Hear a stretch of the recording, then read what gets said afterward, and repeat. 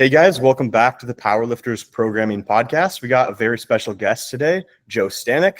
Sure everyone knows that's Austin Perkins' coach, and we're going to do a case study on him.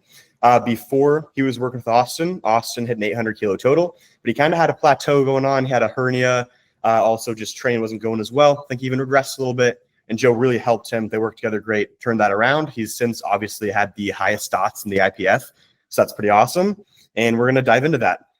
So thanks for coming on, Joe. Let's talk about like one lift at a time first. Start with his bench, just because that was kind of a struggle lift for him. And I think he's benched around 180, and now he's already like, I think 214, 215 is the PR. Correct. Yeah, that's his best. So do you want to just kind of take us through what initially you changed to get over that 180 hump and then how that's evolved over time? Yeah. So Austin, obviously, you said it yourself, he's a pretty gifted lifter. And I think his initial problem was just that he was kind of coasting off of that for a long time without really knowing what he needed.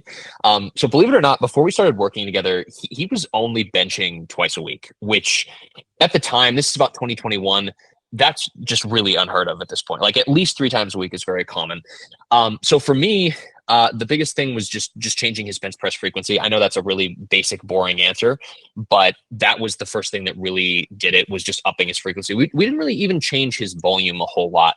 I think he was doing at the time maybe about 8 working sets between the 2 days. So we just split that up into 3 days, and actually right away went into 4 after the first block. So 4 is where it really started to take off.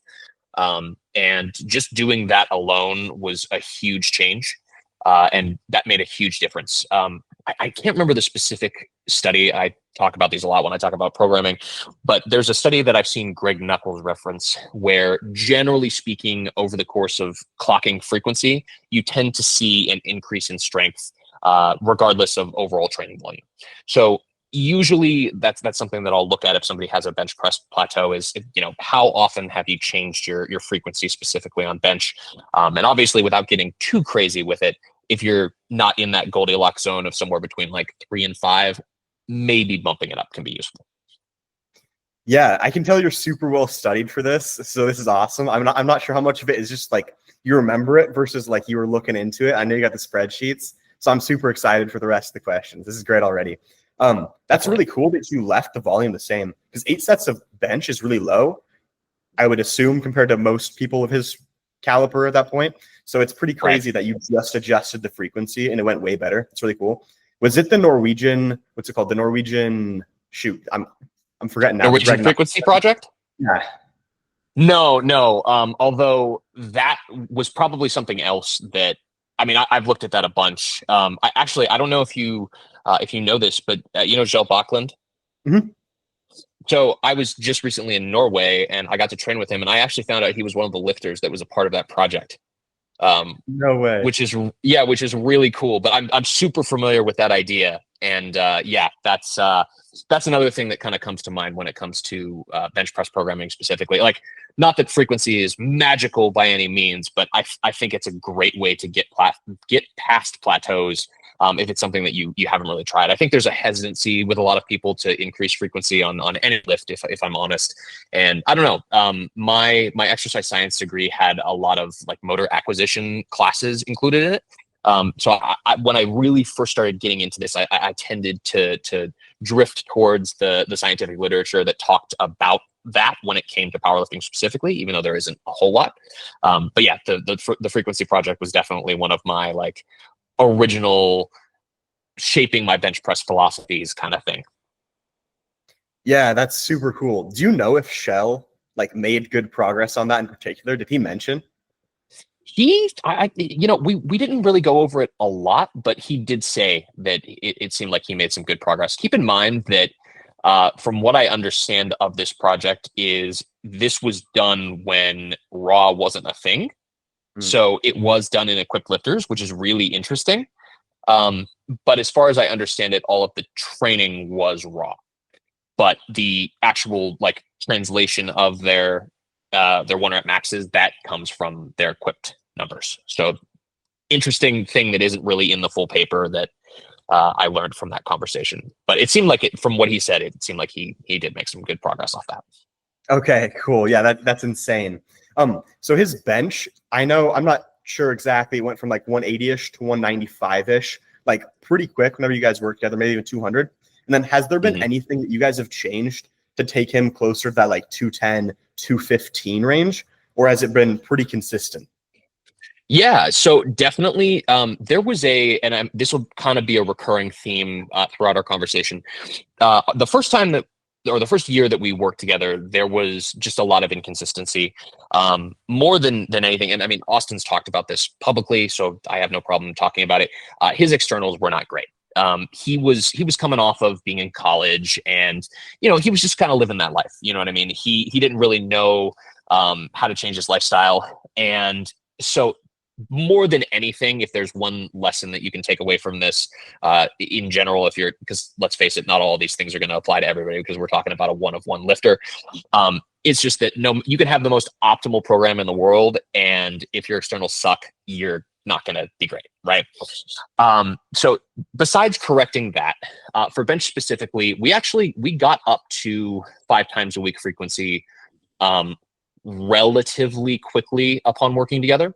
The main reason for this, besides the fact that I had just seen that frequency had been good for him, is that we were kind of getting even after correcting his externals, we were kind of getting some recovery issues with the volume that he was doing in each session. There would just be certain sessions that I would expect him to be stronger, and he wasn't. So again, I took that same principle from when we initially started working together, and I split his most voluminous session into a 5th session. And that was kind of where we saw that big leap from 180 up to about 195 was that initial change. And that was around the time of the Virginia Pro, as I recall. That's really when we started to see his bench going. And again, externals were better during this time. That's really when he started to have his sort of like first breakout, like training cycle. But again, it actually didn't go super well, the meet itself. And again, this was a problem of externals. So fortunately, at that point, I give a lot of credit to his now wife. She started dating him at that point, and she kind of helped him get in gear, and we had a good conversation too. But after that initial like correcting of externals and stuff like that, the 5 times a week really started to work. And I think around, I forget what year USAPL or what month USAPL Collegiate Nationals was that following year, but that was around the time that he benched 205 for the first time, because it was in Texas, and he came up to work with a lifter that he was coaching. And yeah, he benched 205 right around then. And the big change there with the 5 times a week frequency was we actually moved that middle session around. So Perk tends to do better when a lot of his training volume is front loaded. And that was something that I kind of quickly figured out, because again, that 5th session where I had initially placed it, a lot of his work was backloaded. And by the time he would get to his primary day, he just wasn't feeling very strong. So I credit that to 2 specific things. One, we all know Perk is, a smaller guy. He's a smaller lifter. And I think that combination of strength and range of motion needs to be considered when it comes to where you're positioning certain days. So for him, because he was going 3 days in a row of benching leading into his primary, he just wasn't feeling as good. So I front loaded it so that he actually had a day off and then his last 2 bench days. And that specific change is really where we started to see his bench kind of kick up. And then the other thing was honestly just focusing a little bit more on hypertrophy, because again, at this point, Perk's programming was really basic when it came to that stuff.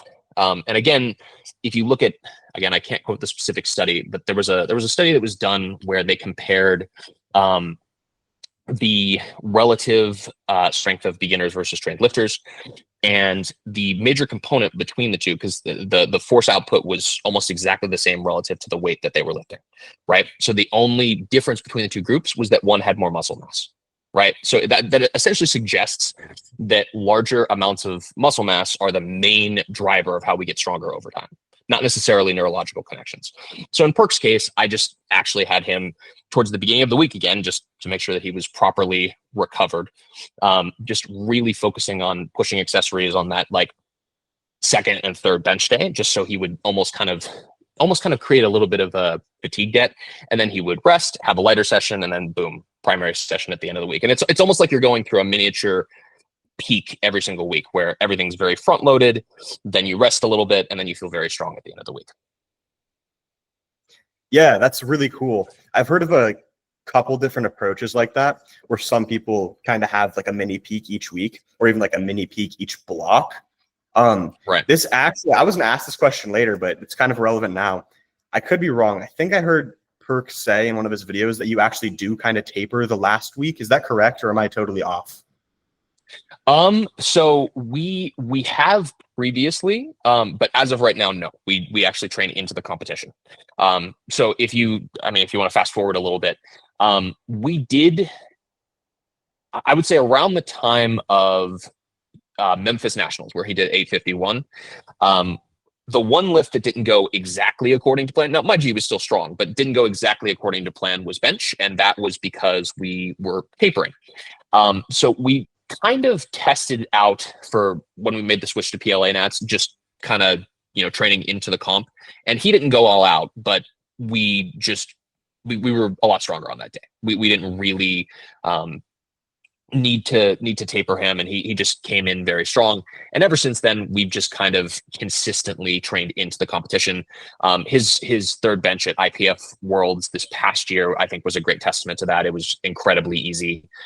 Looked like he probably could have done 210 on the day if he really needed to. Sheffield, I don't necessarily count because I don't think we've spoken about this publicly, but he hurt his back a week out, so he wasn't able to arch quite as much. And then he also kind of slipped a little bit on that last bench. But regardless, training into the comp is what we currently do and what we are going to be doing heading into Worlds this year. Are you also training into squat and deadlift into the meet? At the moment, yes. So again, that's pretty new. The one lift that we do typically taper is squat. So he usually runs 5-week blocks. So that's just a wave load. The first week we might deload accessories, that sort of deal. But we've always, leading into comps, ever since the first time that he squatted the all-time world record, which was just at this local meet, we've always done it where on the last block we would do a 4-week and then taper. And that was working pretty consistently, except that his squat has just gotten too strong. And so what I'm finding, and here's a little exclusive for you. This is our first time doing this. What I'm finding is that his squat going that heavy, basically a week out, it's not only making it harder for him to express deadlift, it's so taxing on him. And it was actually the reason that he hurt his back. So he did his final, because he doesn't do singles, which I'm sure we can talk about. He did his final heavy double on squat. And then the next day he just could not walk, like just in so much pain. Back is just locked up, like very non-specific back pain kind of injury, but just enough that it was hard to walk around. It was hard to get a bench arch. He couldn't lift his opener on deadlift. Actually, I think he barely got his last warm up as well, if I recall correctly, which of course is making me panic. So yeah, we have traditionally trained bench and deads into the competition every single time. And that's just kind of how his block is lined up. But now this time we are also training squat into the competition. And we have a lot of block to block data showing that he always shows up on his week 5 squats. But there's other things that I can talk about that have changed in the way his microcycle's laid out, different things like that. But yeah, that's probably the biggest change is just training all the lifts into the competition. And I think for somebody that small in general and that strong, I think it just makes sense. Like it's very difficult to pinpoint exactly how much you have to taper in order for someone to be super duper strong the week after they're already super duper strong. Credit to Eck and Joe Bornstein. They obviously have that down, but I would say for a lot of people, it's much more reliable to just train into the comp. And usually the way that I like to do it is one block out is almost kind of like our dress rehearsal, where we know about how much they improve going into the week 5 stuff.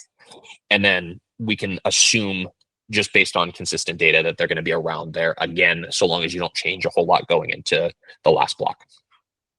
Yeah, that seems like pretty much the main strategy of all the coaches I've talked to. You, Swolfesser, and there's one other person I'm totally blanking on. But I asked like 3 people, and like 3 of the 5 were all like, yeah, we pretty much just mostly train into the meet now. If you can be strong in your final week, you'll be strong meet day. But just to clarify, on his squat, so you used to take the heaviest a week out and then taper. And the reason you're not doing that now is because otherwise you have to go too heavy a week out, and you just take a slightly reduced load and just replace that on the week 5, right? Yep, exactly. The way that we consistently do it is he would do doubles the last block, and he was always usually good for anywhere between 7 to as high as 15 kilos over what he did for a double the final week, so long as we hit the taper properly. And again, I think, mind you, first world championships, travel, all that stuff, I think it just didn't go as well going into Lithuania, because as you'll recall, I think, what did we squat, like 313, something like that? I think that was it. And that just wasn't ideal. That wasn't our top end of the plan.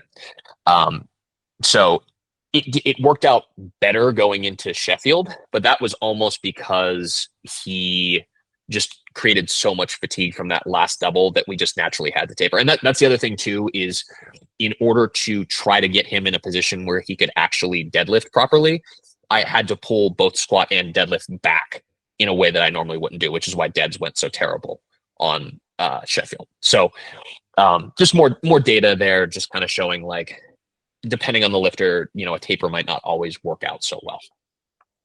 Yeah, that's super good insight. We were just talking about his deadlift, so let's hop into that one, I guess. Do you want to talk about the deadlift changes you've kind of made, just like how we did with bench from the beginning? You worked with him, initial changes you made, and then how that evolved over time until now? Sure, yeah. So again, another weird thing about Austin, and I think this might also just kind of come from his background with also doing equip lifting at the same time as raw. A lot of people, forget that, is that he was at Midland University doing both. But when he initially came to me, he was only deadlifting once a week. So again, not to say that you can't make gains deadlifting once a week. There's definitely a certain type of lifter that works really well for. Austin is not that lifter. So that was kind of my initial change. We did, just because he was pulling sumo, we did experiment around with some higher rep work on both his primary and secondary throughout the first couple of blocks, which for lifters that are sumo pullers and have a very short range of motion, I found that higher rep deads can be helpful for that. Not always, but for those, like I said, shorter lifters, very low range of motion, that can be helpful, because it simulates what it's like to be a little bit of a taller lifter, where you might find moderate rep stuff. And that worked okay, not great. But the real big change that we made, where we really started to see his deads go, was shifting the higher rep deads to his secondary day from his primary, and then really low volume on the secondary day. We had triples when we first started this process, and then we were doing just 2 sets of 5 afterward for just stupid lightweight, and that carried us for a while. That got him all the way up to this date. His best pull in comp is 337 and a half, I believe. So that was at Memphis, and that's exactly what we did. And we just consistently did that. I will say we did, in that comp specifically, we did pull back ever so slightly on the load that he did on his week 5, rather than go up 5 to 10 kilos, which is what we would consistently do on that secondary day. We actually went back 5 kilos. And that was just to kind of save his back, that sort of deal. A very recurring thing with Austin, and this is very normal with most short lifters that you'll see, is that he tends to have just a lot of fatigue in his low back. And that tends to happen just because stabilizing such heavy loads for such a small individual tends to fatigue that area a lot. So a lot of the programming changes that I've made over time have been made to either make that area stronger or just help deal with the fatigue from being such a strong lifter on both of those lifts. So that has actually been consistent all the way through. I actually have to switch spreadsheets just to demonstrate this. All the way through, up until Sheffield, we kept that kind of a strategy. And again, I think at IPF Worlds, we purposefully didn't we purposefully didn't do anything too heavy just because we didn't want to boost the world record total by too much. We did, and admittedly in hindsight, we probably didn't need to do this, but we did take a little bit more than we necessarily needed on his last pull at IPF Worlds, just to make sure that Gel couldn't like have some kind of hero pull. And obviously that worked out. But again, leading into Sheffield, the back pain from his squat was just too much. And even though he's pulled 340 in training multiple times now, that hasn't shown up on the platform or anything more. So the change that we made most recently that I think has been working great, because he's pulled 340 again multiple times during this prep. We unfortunately will not be bringing that to the platform at Worlds, I can tell you right now. But the thing that we've made a big change with was doing conventional deadlift on his secondary. So we've done that, switching between different moderate rep ranges. One, the idea just basically being that we needed something that was going to kind of just challenge his back in that exact same way, just really putting a lot of stress in his low back and allowing it to kind of become more trained without getting too far specificity wise. Like some people might say, oh, you could just do back extensions, for example. And I wanted something that was actually going to simulate more load on his low back. So conventional was that idea. And admittedly, that was also Austin's suggestion, which I think is a great one. But we did that in an ascending set format just to make sure that it wasn't too much fatigue on his low back. And we've also been doing it beltless from the beginning, and we've just kind of stuck with that because it's just felt better that way. So that's just consistently what it's been. We've been swapping between 4s and 5s just to kind of match up with what we were doing previously with the higher rep stuff, where we're getting just a similar amount of bar distance is basically what I'm trying to simulate. And that's not really anything that you can actually clock unless you happen to have a device that measures that. But just visually, we're getting a similar amount of total work, like the actual definition of work that way. And that's working really, really well. I really like where his deads are at right now.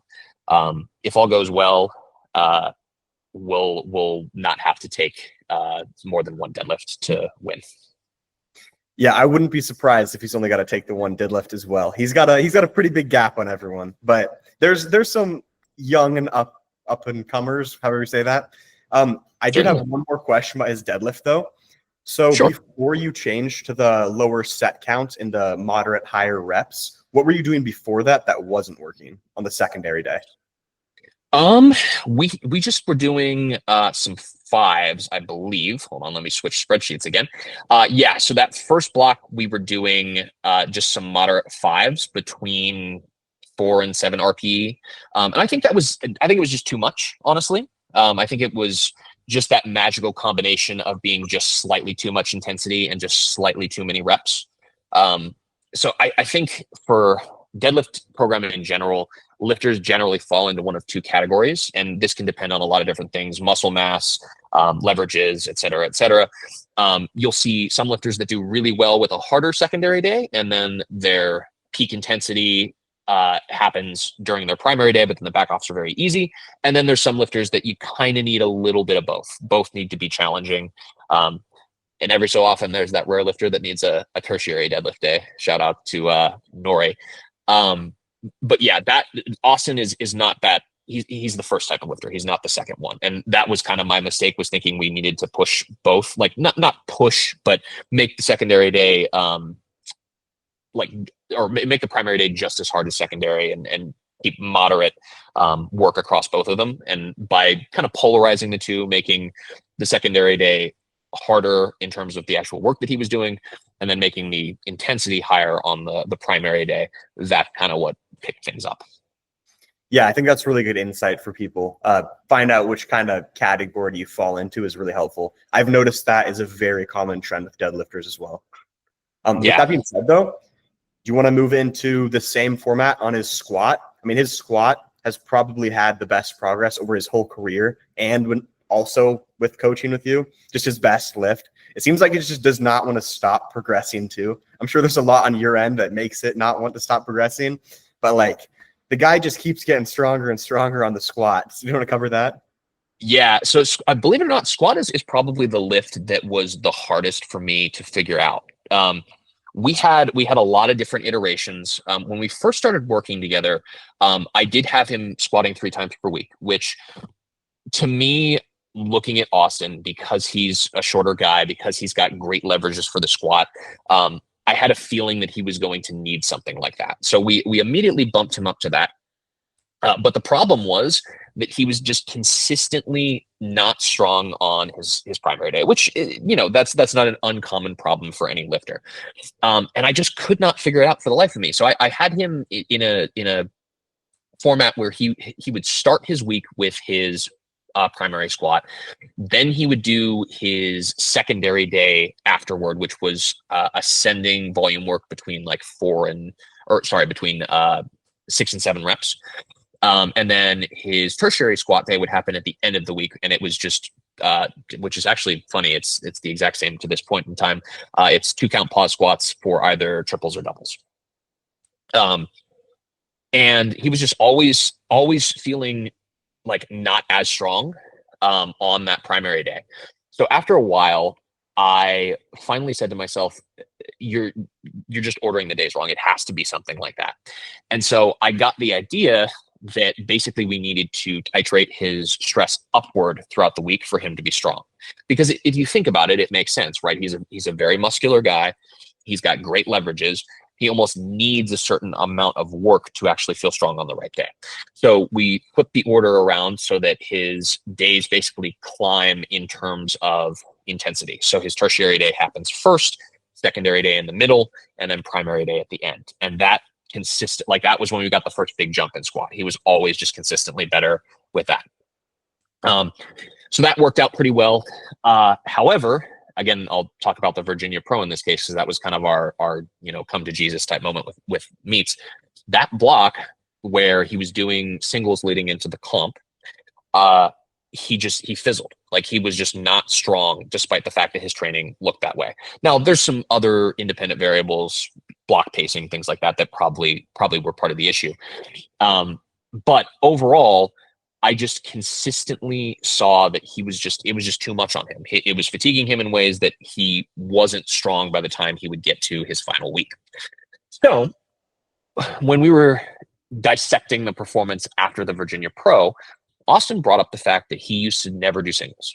Like when he was first like really coming up and had squatted 300 kilos for the first time before working with me, like, he had never done it. He'd done, I think just sets of 5 and then 4. And then I think he would do a triple a week out or something like that.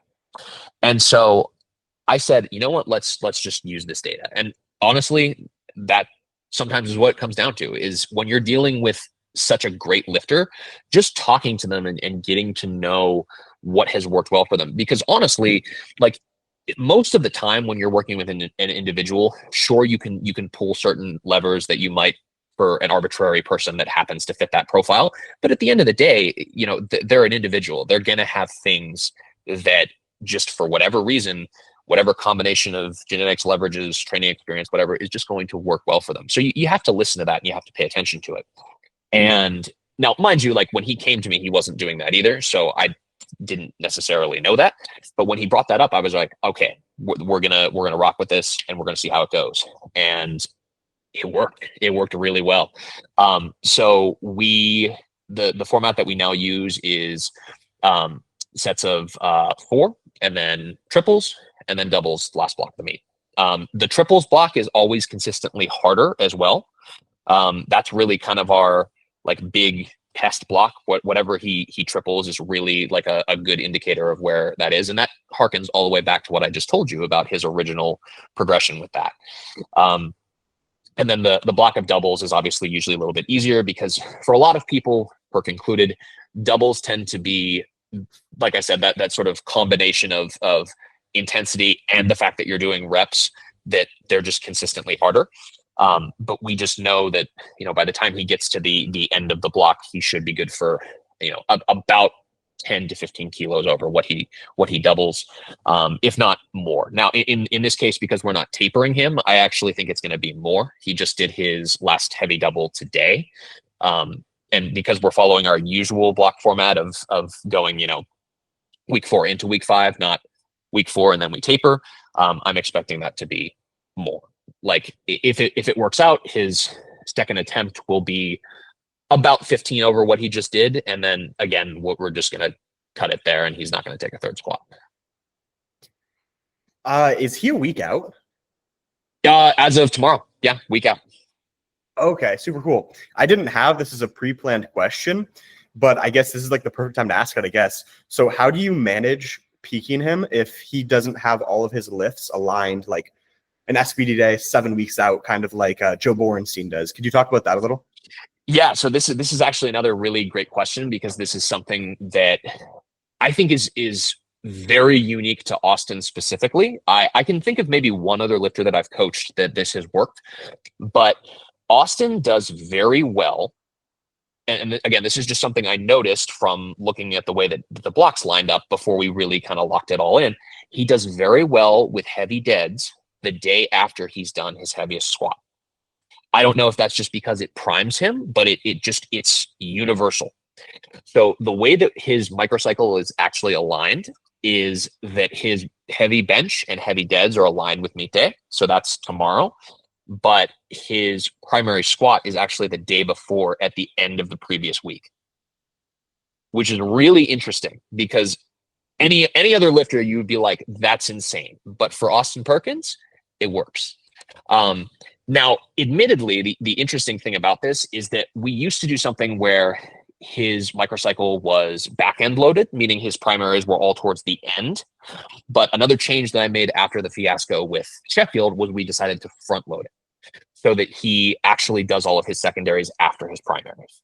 And that has been another big change that we're doing going into this World Championships that, I mean, at this point, I would call it pretty validated. We've been through a few successful blocks with it where his week 5 has always been strong. But yeah, this is kind of the first time doing that where, his week starts, right now it starts on Tuesday. And the interesting part is that his week ends on a Monday. So the squat continues to be backloaded, while his deads and bench tend to be front loaded. And that's just, again, very, very different.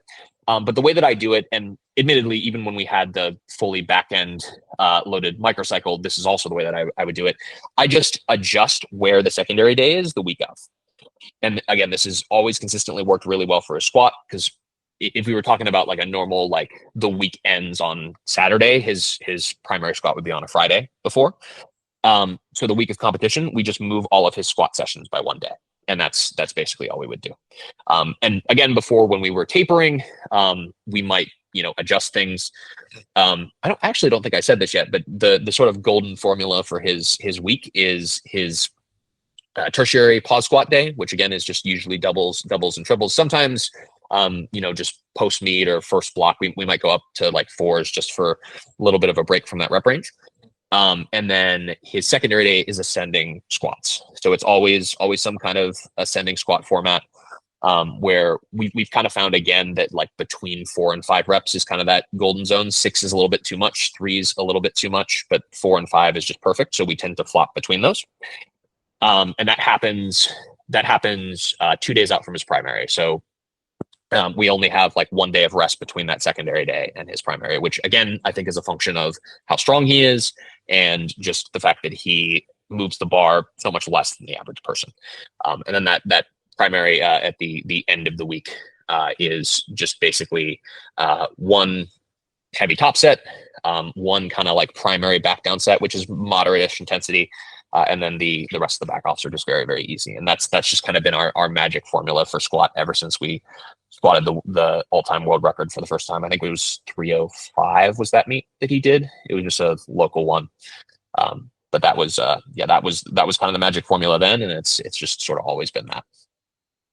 Yeah, that's super cool, especially the deadlift the day after the primary squat. That's so unique, but like it works. So clearly keep doing it. And the front loading versus back loading is really interesting too. Very, very interesting. Have you noticed anything in particular with his squat that you've had to adjust for as he's gotten so much stronger? Because like when he started working with you, he was doing like a mid 6 squat. Now he's repping basically 700 Has it changed at all, or is it kind of just you found the formula and his strength kept going up, or like the strength got so high you had to change things?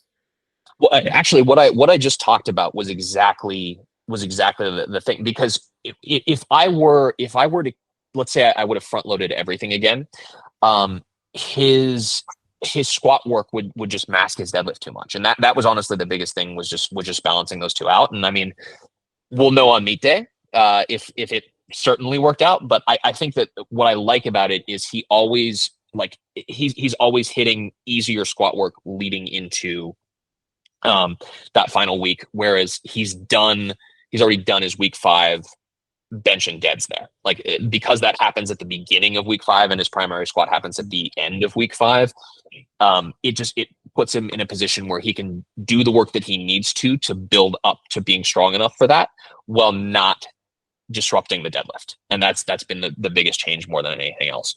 I will say that tightening the rep ranges up has also kind of been a change. Like, I like to, before, I like to kind of give him a little bit more variety, just for the sake of being able to consistently increase the load on the bar.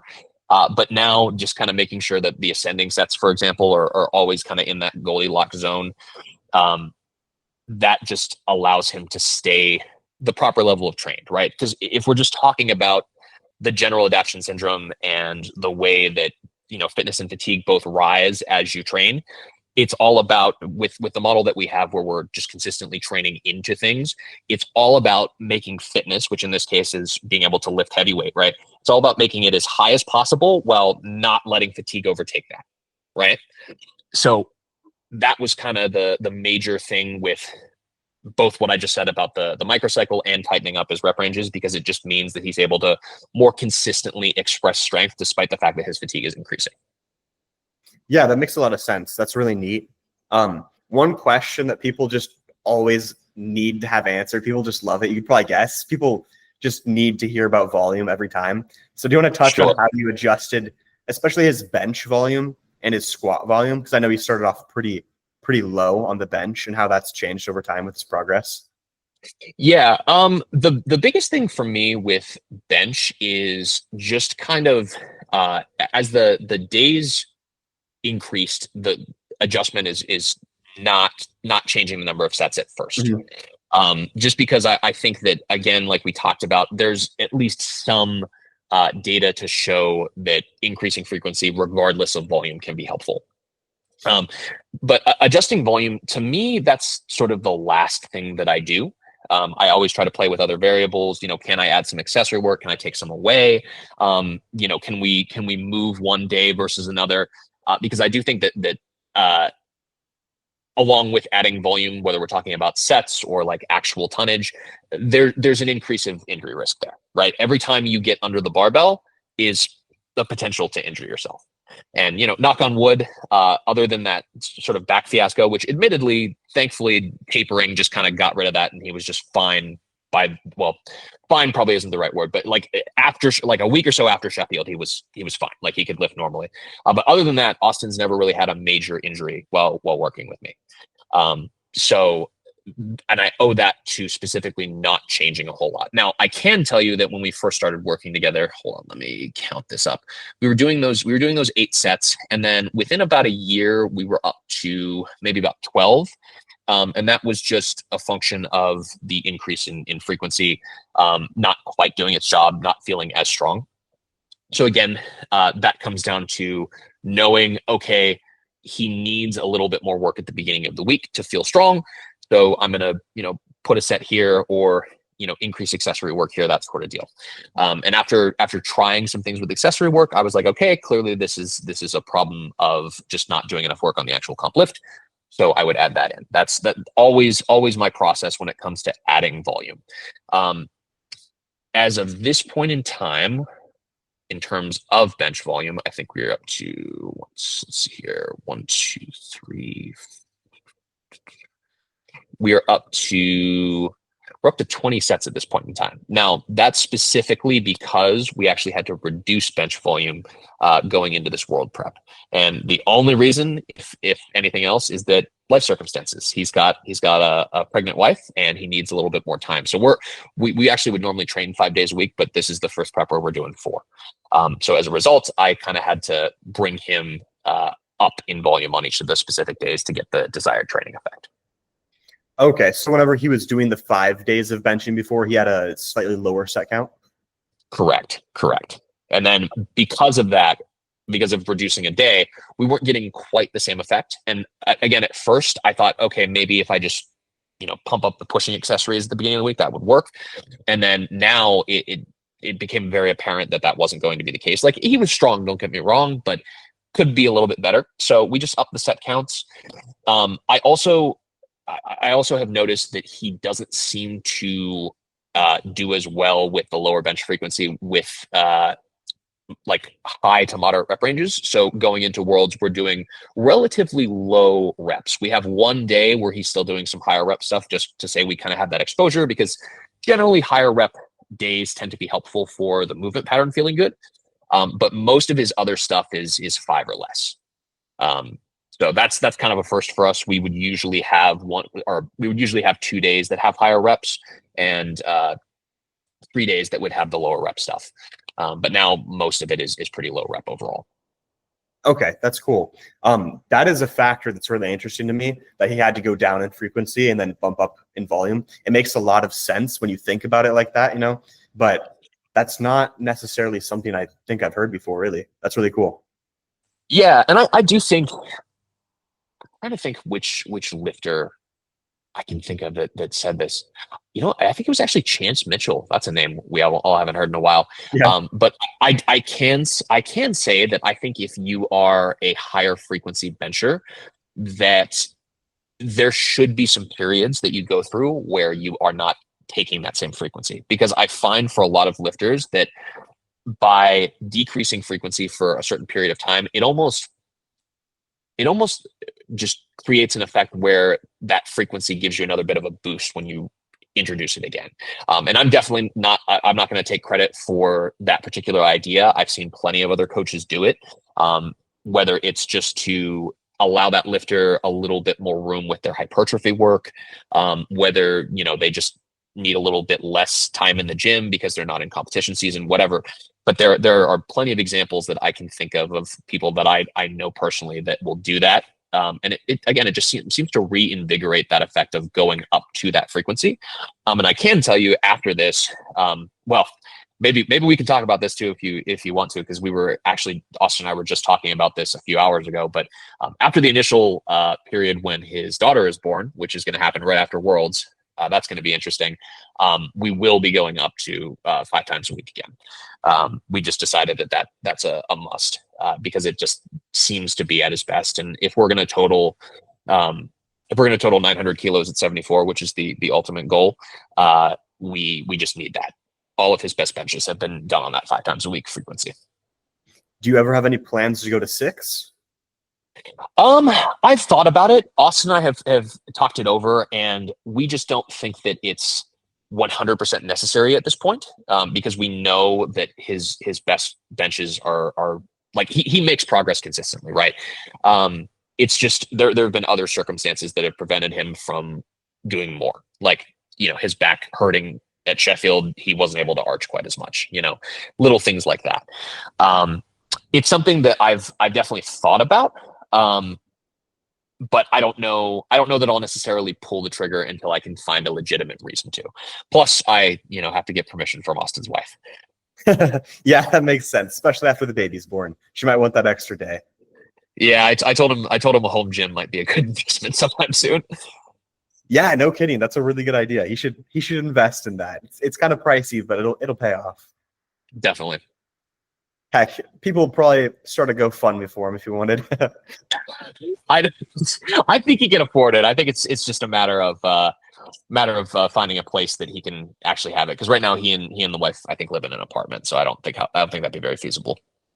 I just moved from a townhome to an apartment. I had to get rid of the home gym stuff. It was heartbreaking, but the worst. Yep. something I wanted to touch on too that you've mentioned a couple times is you do 5-week blocks. Mhm. That's not super uncommon, but definitely the norm is 4-week blocks in powerlifting. Is that something you like for all of your athletes? Just works well with Austin, and kind of break down why you do that?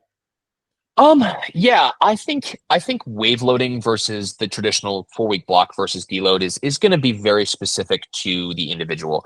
I will say there's probably a trend for smaller lifters that are very muscular amongst my athletes doing well with 5-week blocks.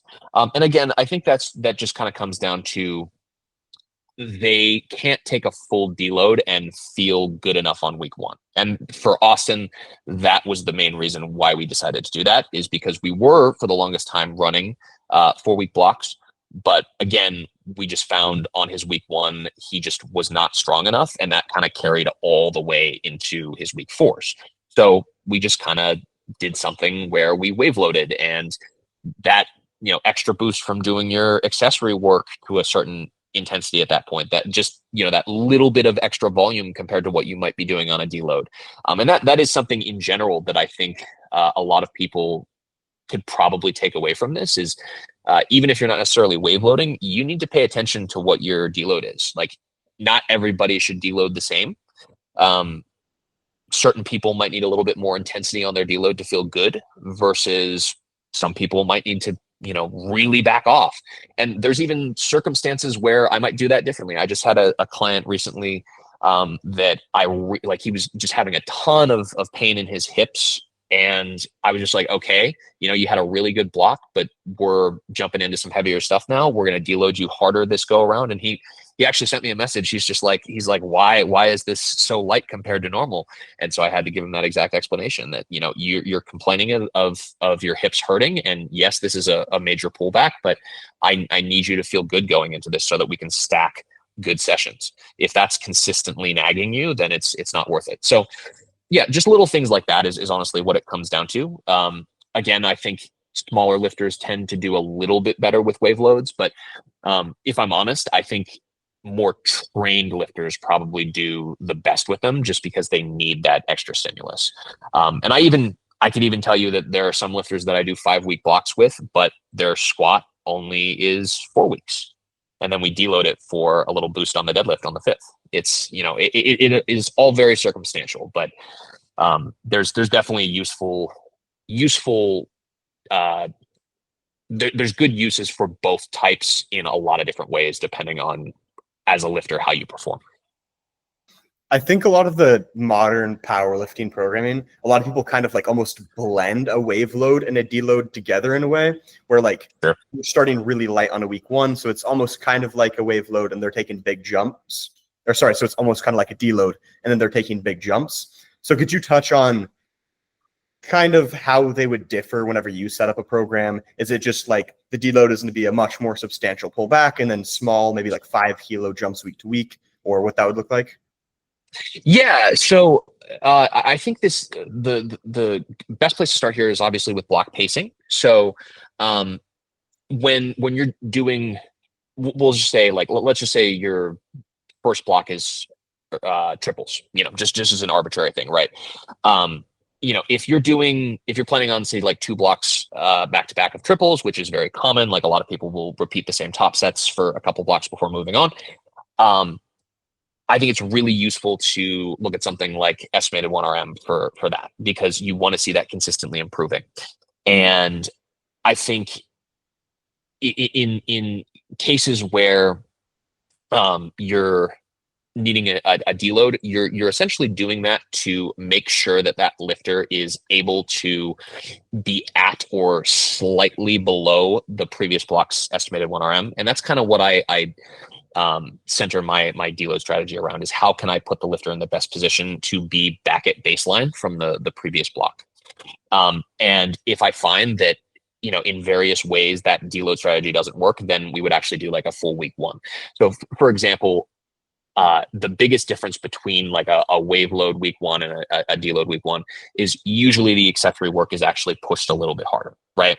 Like, consistently on deloads, you'll probably see, if you look at any lifter's deload protocol, you'll consistently see like maybe some accessories are just cut out, maybe they're swapped, maybe, they have, average like RP 6, 5, whatever. Whereas like a normal week one, you might see like a 7, 8, something like that. And they probably are doing the full amount of volume for that as well. So if a lifter is just consistently feeling really flat on a week one, that might be a good indication that instead of a deload, they probably need to wave load in, right? They probably need that stimulus from the accessory work, or they need that stimulus from the extra amount of volume. They need just a little bit more intensity, things like that. And before you decide to wave load them, you can, pull the lever on those various things. And that would be how I would test that sort of thing out. If they're feeling particularly flat, the heavy stuff doesn't feel very good, maybe they need a little bit more intensity. So we try that first. And if that doesn't work, okay, maybe we need a little bit more comp volume. So we put that back in. And at that point, you can probably say, okay, I need the week one. And then you can do something like that, judge how they perform. Do I need more accessory work in, that sort of deal? Just really depends on how the lifter reacts and what you see on the performance. Is their baseline consistently in the right place so that they can build up in the way that you have seen them trend across a good block? Yeah, thanks for clarifying that. I think that is a really, really great explanation, because I think a lot of people just like forget about deloading a lot of times, like normal powerlifting, and just it's like blocks week 1 through 4. You kind of like forget the purpose of it. You might forget you're trying to pull back fatigue in the first weeks, not just like, obviously building momentum is super important, but like you might actually do a deload where you pull back on accessories, or some athletes might detrain. I think a lot of times athletes just like forget about just individual variances. I haven't heard anyone mention specifically like deloading in all of the podcasts I've done so far. So I really appreciate that insight. Yeah. You also mentioned his accessories. Austin's not really a lifter that posts his accessories a ton. Do you want to mention, like, I guess specifically like the squat, bench, deadlift, more specific accessories? Not super like his curls and his calves if he does those, but Well, the funny thing is that they all do play into things. So I'll go over all of them for you, like just based on where we're at currently. Awesome. So again, day one is primary bench, primary deads. So that one you're going to see a lot of shoulder work. So I've got some front and lateral raises on there. We do cable press arounds, which is a short pec shortened emphasis movement where you're kind of pressing around the body. And then a double rope triceps extension. And then we also do, I sounded like I was hating on them earlier, but he does do them, some hyper extensions for his back on that day. So those are placed specifically on that day because they tend to be fatiguing and they affect his bench, and we don't want his primary bench to be, hampered by that. So the hyperextension is obviously like a shortened short chain emphasis for the low back. So again, that's why that's there. Then his Tuesday is actually an SBD day, which again, that's pretty new. And that's simply because we had to move days together. That normally wouldn't be the case. So that's tertiary squat, quaternary bench, and then secondary deads. And then on that day specifically, we only have, we have some work on the adductor in the form of an adductor side plank, and then a split stance RDL. And that's just simply because we want to be sure that we get single leg stimulus on his posterior chain on that day. Then Wednesday is the secondary squat day and the tertiary bench day. That particular day is a lot of like heavy pressing work. So that's where we do our weighted dips, which those ascend in RP across the block.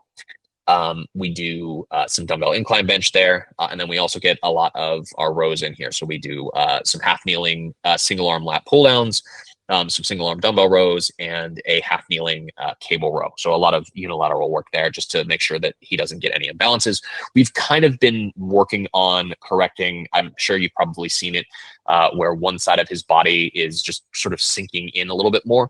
And we've kind of determined that actually isn't a problem of his lower body. It's actually the upper body that's doing that. So the particularly the upper body work with the back, we're doing to kind of help correct some imbalance from side to side to help him stay balanced over his squat. So that day in particular, there's a lot of really heavy pressing work, which again, if you could, bear with me on that, on his like typical split where we're really pushing things at the beginning of the week, we're making sure that he has a lot of, excess stimulus in the form of pressing volume for his bench. So that's why those particular accessories are placed on that day, because they consistently get harder. And we know that it almost kind of creates fitness and it creates fatigue that isn't just bench press volume. And then lastly, on Friday, which is our primary squat, or not Friday, excuse me, that's our, that'd be Monday in this particular case. That's our primary squat day and our sort of priming secondary bench session. And that just has some cable lateral raises that are done in the shortened position, some face pulls, and a seated incline curl. And again, those are all just placed on that particular day, just to make sure that he's not really doing anything that's super duper taxing prior to his primary day or prior to his primary bench day the next day, but also isn't too taxing after his squat, which is obviously, out of all of his sessions, probably his most fatiguing. And how hard are you advising him to push on like the RPs on those accessories? Right. So that changes throughout training. I think it was Rob Escalante who just posted this. That's another person you should have on your podcast, by the way. He just talked about how he doesn't do a lot of higher rep accessory work these days. And I find for me that both rep range and intensity of reps on accessory work is something that I'm periodizing more and more as I work with more and more advanced lifters. Like earlier on in the training block, he's working up to 8 and 9 RPE stuff, very akin to a usual like volume or hypertrophy block that you might see. But now leading into comp, we're maintaining somewhere around a 7, maybe an 8. And we're consistently lowering the rep ranges and stuff like that. Like, whereas earlier on, like in the first block or so of a training cycle, I might actually have Austin doing really high rep stuff just to give his joints a break, right? Like when we're at the beginning of a new training cycle, you're detrained. You've probably just done some really heavy stuff. You're under the worst circumstances for training in general. So I think that it's better to do some higher rep stuff. Plus, there's also certain exercises that you just need higher rep stuff on, because let's face it, like I'm not going to be able to do a heavy set of 6 on a lateral raise and maintain good form where I'm just targeting that particular head of the delt.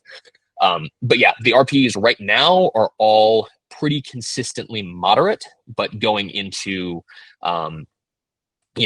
normal training blocks, we might be somewhere around a 7 to 8. Like, I'll tell you my general periodization structure, and then this is what I use with Austin. I use this with a lot of other lifters, but it might change depending on what your limitation is. Like if, for a teenager, for example, I'm probably pushing their accessories really hard all the time because let's face it, they probably need muscle mass more than somebody who's a bit more trained.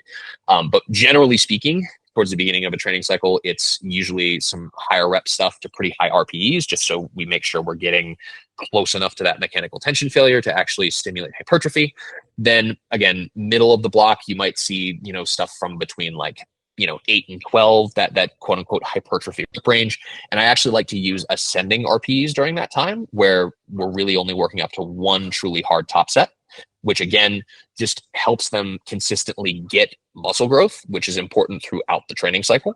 But it's also not quite as fatiguing because not all of those sets are to, really close to failure, that sort of deal. And then within the last couple of blocks, I like to pull back and kind of keep the intensity moderate for the most part, save maybe a few exercises that are helping us drive the comp lifts, like weighted dips.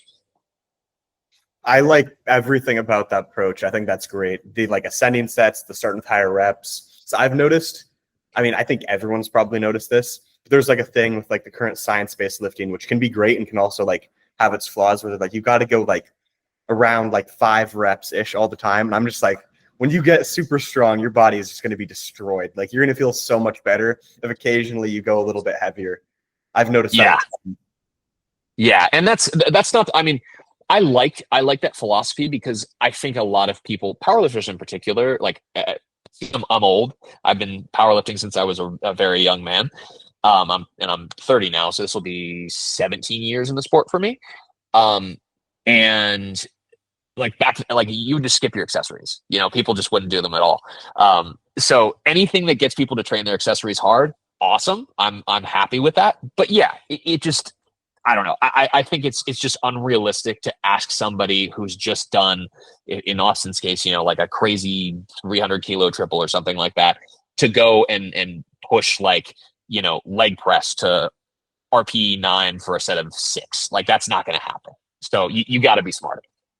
Yeah, definitely. Especially a lot of lifters like elbows, like after doing a really heavy bench or like a low bar squat, and like maybe don't go to a 4 rep max on the push down. Your elbows might not love that. No, and actually, another thing that I've been experimenting with, and I'm definitely going to use this on Austin a bunch when he is super under recovered when his baby daughter's born. I've been liking again, the blocks first couple of a training cycle. I've actually been liking including stuff like tempos and pauses, just because it allows for slightly more intensity in terms of how hard it is with less weight. So it's actually a little bit easier on the joints and it's easier to recover from. Plus, I think soft tissue needs to be considered a lot in powerlifting. I see this a lot with more enhanced lifters. If you look at a lot of their training, they're doing stuff with their accessory work to help with their soft tissue because, let's face it, they have more challenges when it comes to keeping their soft tissue healthy because of just how muscular and strong they are in comparison. So I think more lifters should be looking at stuff like that to help them get stronger, because let's face it, your connective tissue oftentimes is a huge limiter in how strong you can be. Yeah, I had Thomas Lilly on last week, and he was talking about pretty much that and like accessories for his enhanced guys. Like, push some lighter accessories. Like, you don't need to be going RP 10 on the leg press, or see if we can do the 200-pound dumbbells a week out and tear my pec off the bone. You got to do it in a smart, healthy way. But yeah, I agree with everything you're saying. Kind of wrapping up, I'd like to leave people just with a piece of advice, one for coaches, one for athletes. If you see a mistake that coaches around you tend to make, or athletes come to you and they always kind of make a similar mistake or two, could you give one piece of advice for coaches and athletes? Sure. So for coaches, I think the biggest mistake that I see is going too far one way or another. In one case, you have a system and you are sticking to it, right? A lot of coaches, they have like, this is exactly how I do things for everybody, and you're going to do it exactly that way. And then I know other coaches who are just way, way, way too dogmatic about being super hyper individual. Don't get me wrong, individualizing a program is super duper important. I think if you're just kind of giving out cookie cutters, you're not a coach. I mean, that's not anything like revolutionary to say. But I do think that you need to have a system in a way that you are able to, when starting with an athlete, bring them on board to that system, and then use the data that they give you and incorporate it into your system. You need to always find that happy medium. And I don't know, I just think maybe it's just, I don't want to say laziness, but maybe it's just laziness. Maybe it's a lack of knowledge.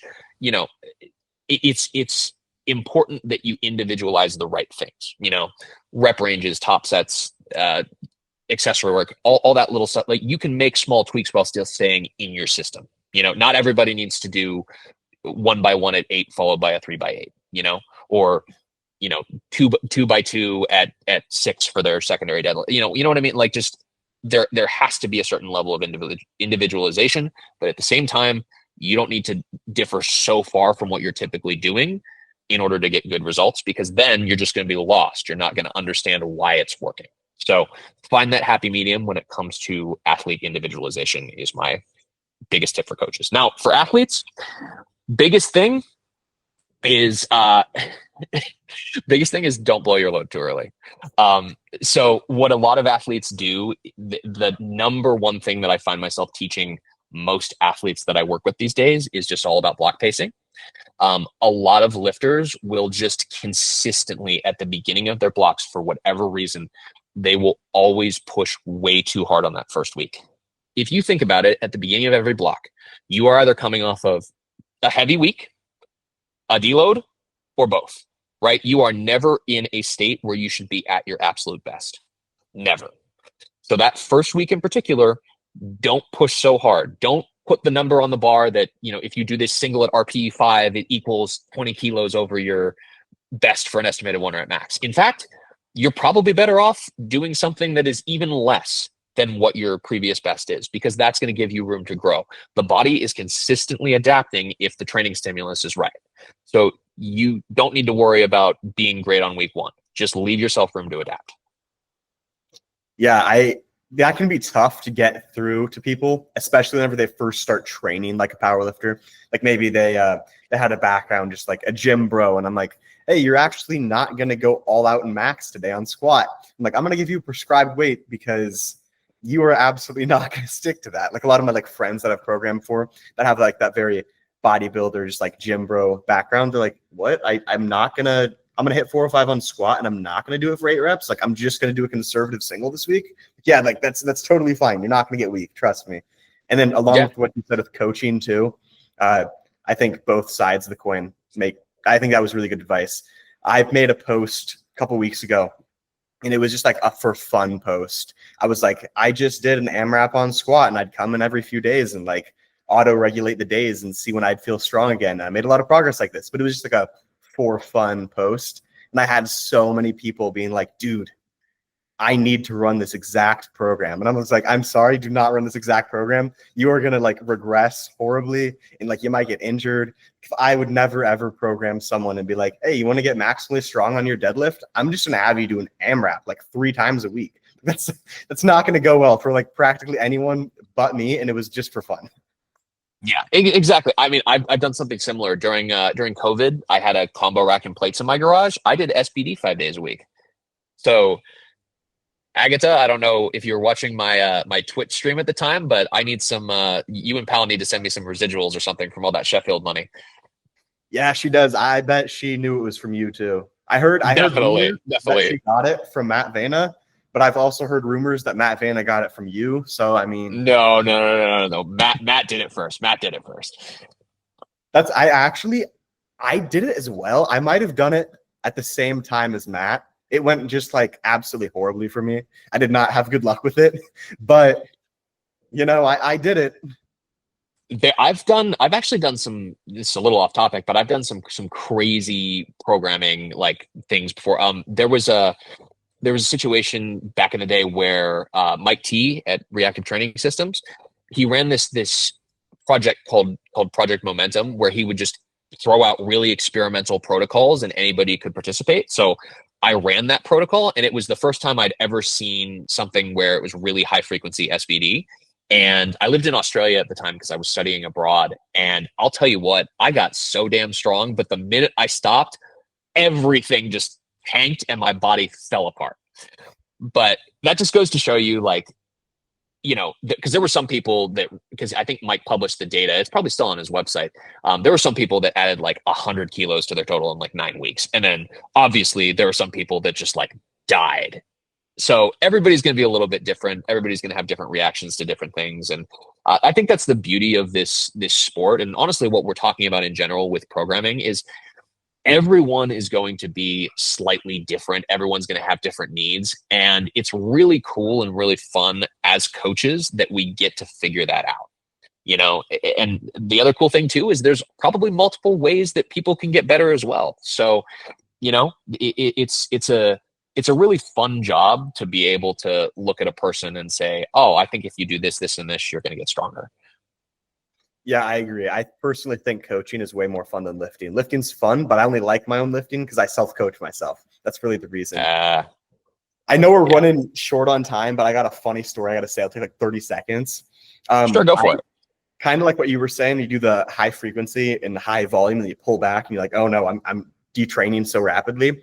I did the Bulgarian method with like not just like singles. Like I do like a 3x10 after. Like I'd be like laying on the floor between each set, like wheezing.